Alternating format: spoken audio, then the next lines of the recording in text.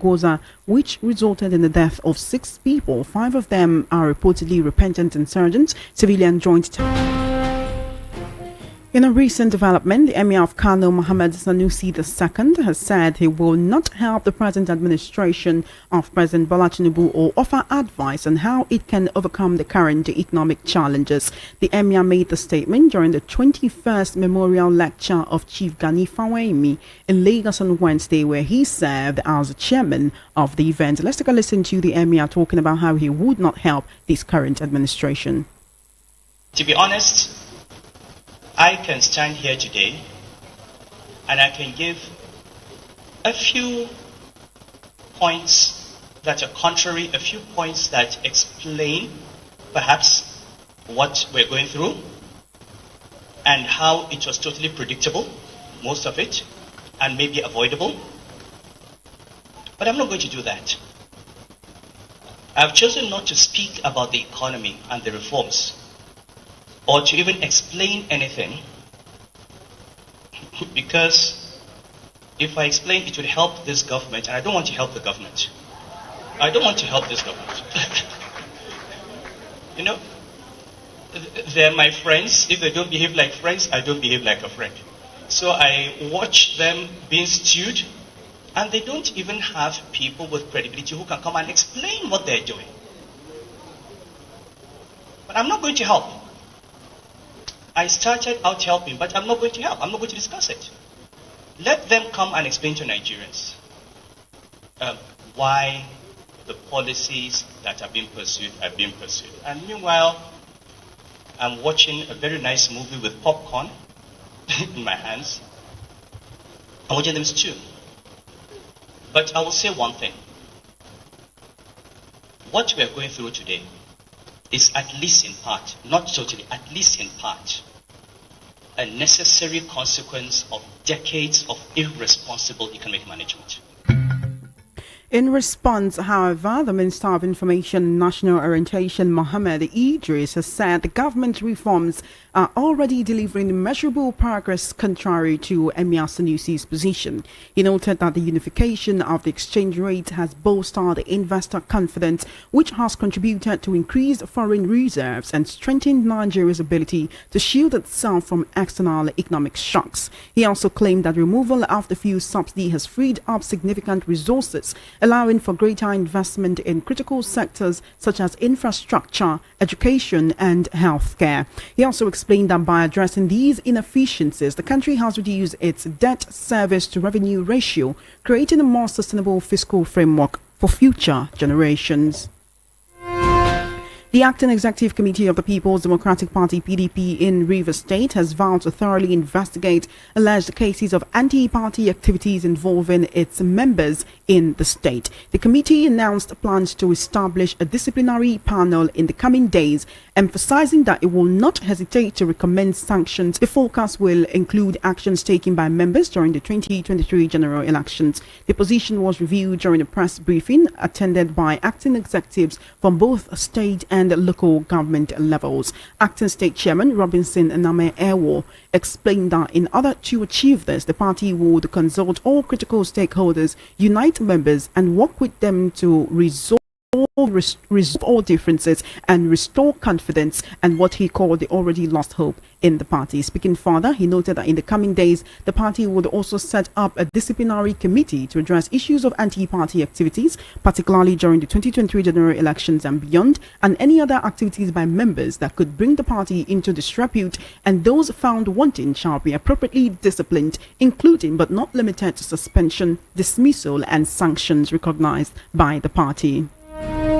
The Federal Capital Territory FCT Minister Nyesom Wike has revoked land allocations belonging to several prominent figures, including Bayelsa State Governor Senator Duye Diri, Imo State Governors Hope Uzodinma, Senate Leader Okpeyemi Bamidele, and People's Democratic Party (PDP) chieftain Senator Samuel Anyanwu. This action follows the expiration of an extended grace period for the affected individuals to settle their certificate of occupancy (CFO) bills for plots located in Maitama 2, Cadastral Zone A10, Abuja. According to media aide to the FCT Minister Larry Olayinka, he noted that the allottees had their right of occupancy withdrawn after failing to meet the payment deadline. Other notable individuals impacted include former Governor of Enugu State Chimaroke Namani, Senate Minority Leader Abba Moro, and Chairman of the Nigerians in Diaspora Commission (NITCOM), Honorable Abike Dabiri Erewa. You're currently listening to World News at 12 right here on Voice of the People 90.3 FM. We'll take a short break and return with the news analysis segment where we'll be analyzing and dissecting the issues on the news this afternoon. Do stay tuned.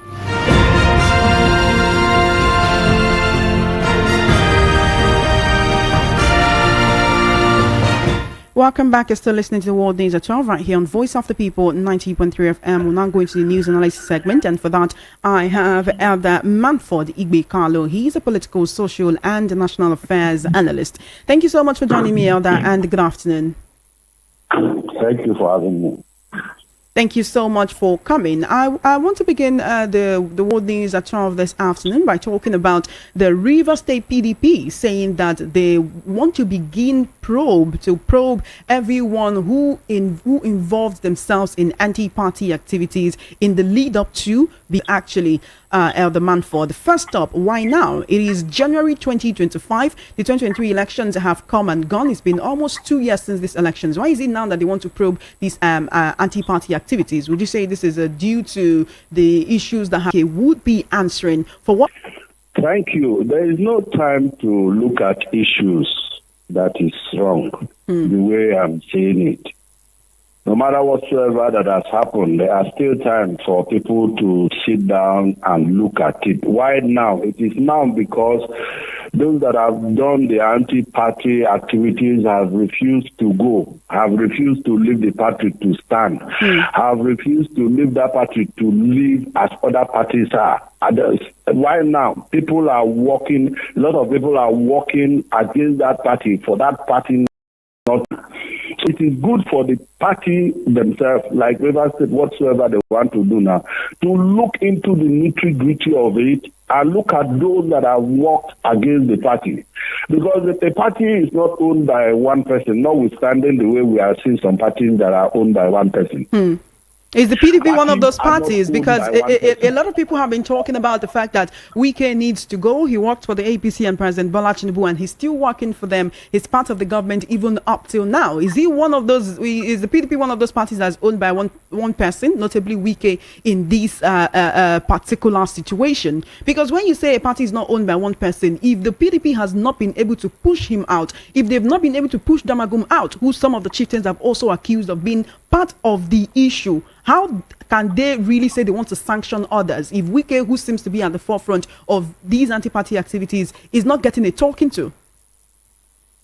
You see, it's a surprise to me because of what Wike is doing. Are we saying that when Solomon La, Alexei Kweme, Chief Olusegun Obasanjo were in power, were the ones that were handling this PDP, that Wike will just come from nowhere and begin to behave the way he's behaving? Is it possible?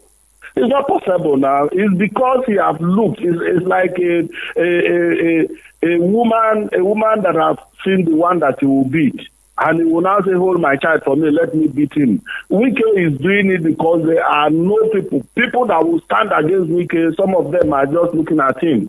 Who is Wike that Wike will hold a whole party down? And everybody on earth is seeing what he is doing, that he's working against the party, and people cannot tell him to go to the party. So what River State is doing, if they can do it, if they can look and don't look at anybody's face, and face whatsoever they want to do, and sanction anybody, even tell the person to leave the party, if they can do it, it's okay by me.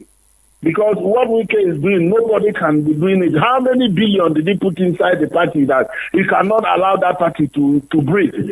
Whatsoever he is working, that he is working for the party, is he not a human being to look at it and look at the future of that party too? So what is it that PDP have done that other parties have not done, and people have left that party to go? So we know that no matter we know exactly that the human being that is using him knows why he's doing it because he doesn't want opposition to come and contest with him. So we know. But Wike is overdoing his own.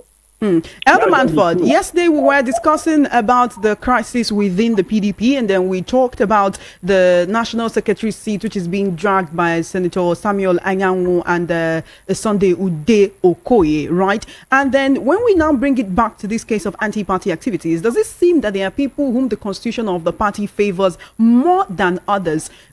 Political analysts, chieftains within the party have talked about Wike being a clog in the wheels of the PDP's success. They've talked about how Damagum should not be occupying the position where he is occupying right now. Are there people who are much more highly... I come back and sit down again. No law has backed Anyanwu with that one now. No law has backed him. I want to focus more on this probe of anti-party activities, Elder Manford. That is why they are doing it. That is why they are doing it, because of lawlessness. And people are seeing it that this is lawlessness and they are supporting it.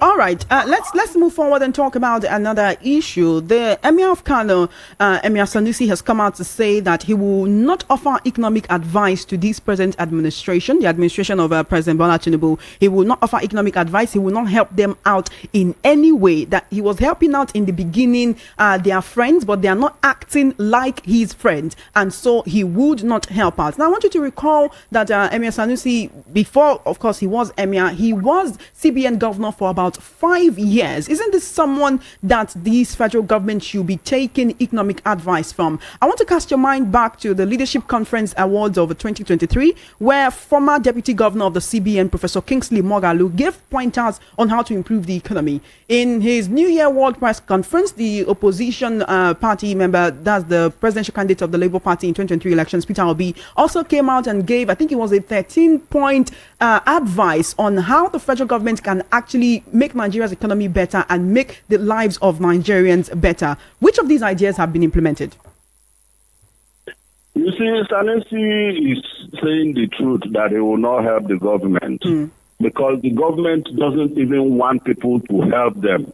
A lot of people have given advices that will help the country and help the government, but they will tag the person as their enemy. And if you know what they have done to Sanusi, this government have done to Sanusi, there is nobody that will even stand to come and begin to give them advice, because they will not accept your advice, because it's Mr. Know-All that is in that throne. So the Mr. Know-All, and yet he appointed people for several different seats. He has his economic advisors, industry advisors, and all. So why would you call the president a Mr. Know-All if he does have people that are working with him? Apart from the presidential seat, the only other one he's occupying is as Minister of Petroleum. So is he really Mr. Know-All? You saw his media chat. You heard his media chat, what he said. And people asked him about his ministers. He said he's not going to reduce them. And I know that the people that have asked him because of his ministers know exactly that some of them are not performing. And the truth is that many of them are not performing. But he said he's not going to change anyone. That is his team, and he's going to continue with that team. That was Mr. President media chat. So it's not my own.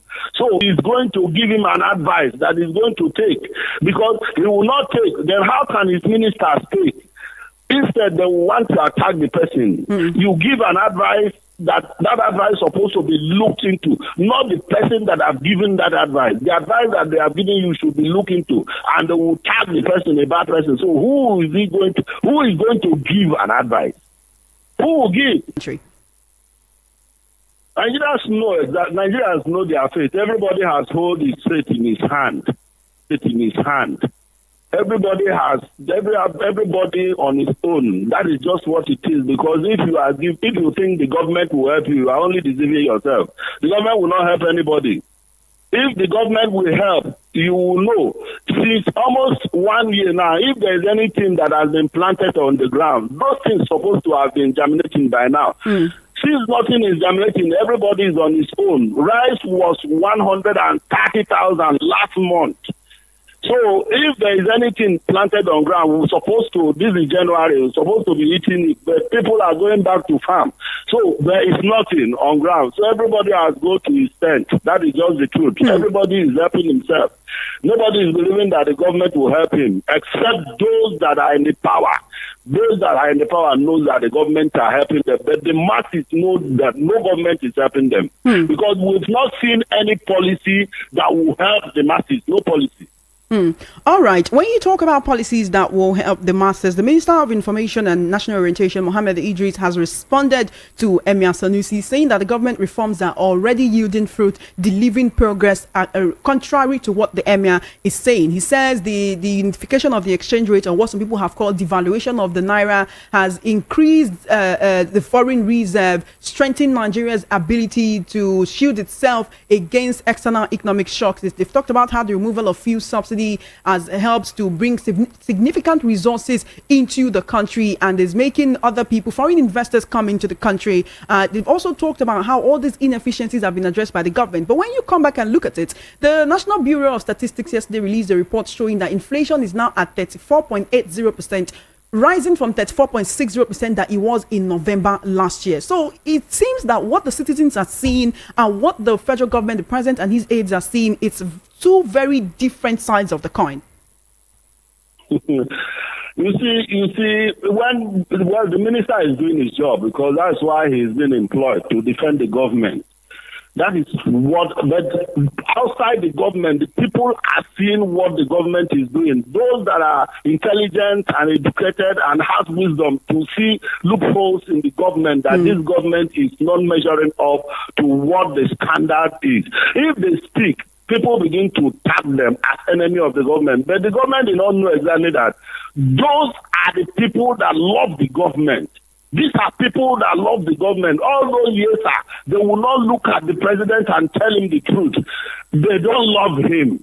Infrastructure. What is infrastructure? Is infrastructure in heaven, or is in this Nigeria? What is it that we cannot see? If they begin to call infrastructure, it seems as if it's a new English. But where are the things? Where are the things planted that we will see in our eye? No road, no employment, nothing that people will see, and they begin to call infrastructure. What is the infrastructure? Some of our things are they have died. Nobody is resurrecting it, and they are calling infrastructure. Where are the infrastructures? What is this infrastructure that we don't know, that ministers will be telling us, infrastructure? Are we not going to see it where a man will use over 300,000 to register his child in the school? Where is the education there? You use over 300,000 to register your child in the school. So where is government inside this thing? So where are they developing it? All these things, these statistics that they are giving, and the people in government will be telling you it is lie. Well, yes, we know, because they themselves, they don't feel it, because the money is there. They will take the one they want, and whatsoever they want to do, they do with it. But they don't know exactly that the masses are suffering, and there is nowhere the masses are holding hand. Nothing to achieve what you are spending. That is the problem we are having in Nigeria. That nothing to achieve what you are spending. You might be spending 10,000 naira a day, and you cannot achieve that 10,000 naira. That is the problem. You go and borrow and begin to eat. No country does like that, and that country will grow. So what is this infrastructure that they are giving us every now and then? Infrastructure. Where is it?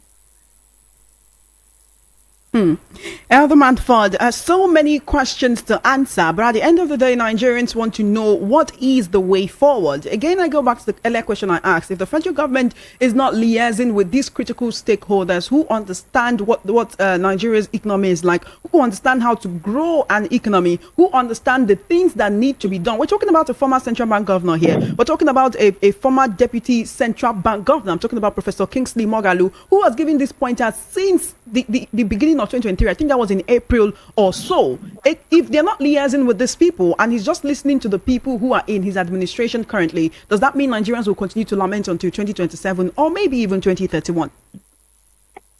Nigerians should embrace what they have seen, because this government doesn't take advice. No hope in sight? They don't take advice. This is the administration of renewed hope, remember? A lot of advices have come. A lot of advices that have come to them that they will use, things will change. People have offered it. A lot of names that he have called have offered an advice that if the government want to use, those advice will help them. And the things will change, it will turn. People like Sanusi them can give advice, but if they give it, nobody will take it because they don't want to take advice from anybody. They don't want. So the only headway is to leave them. Nigerians have entered it already. We have entered it. So till when the thing will end, that is just that. Because I know nobody is going to remove Mr. President till 2031. Our time is fast spent and we need to go, but I the man for them. I must thank you immensely for joining me on the World News at 12. Do have an amazing day. You're welcome. Thank you so much. You have been listening to the World News at 12 right here on Voice of the People 90.3 FM. Just before we wrap up, we'll take a look at the top stories again.